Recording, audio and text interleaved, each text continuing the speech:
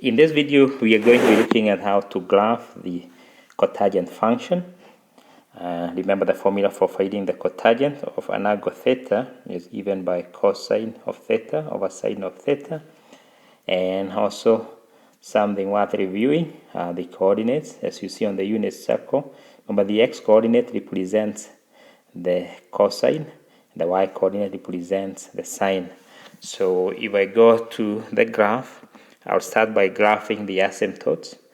If you look at 0 degrees, the angle, the cotangent value is undefined, so I'm going to make an asymptote there, and then I'm going to make another one at 180 degrees, and because I see the pattern, it's going to keep repeating every pi.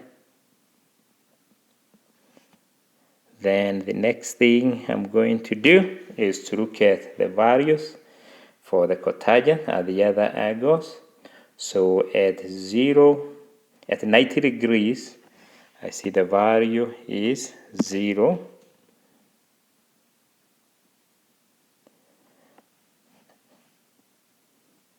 And I see at 270 it is 0, and I now see the pattern. And all I'm going to do now is to connect with a smooth curve, and this is how the cotangent looks like.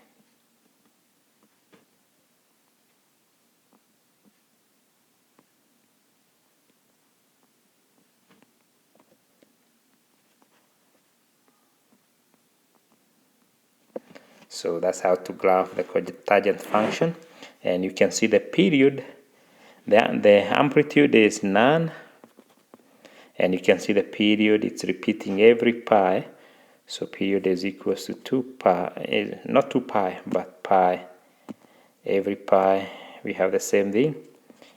So you can see the tangent and cotangent, they have the same period.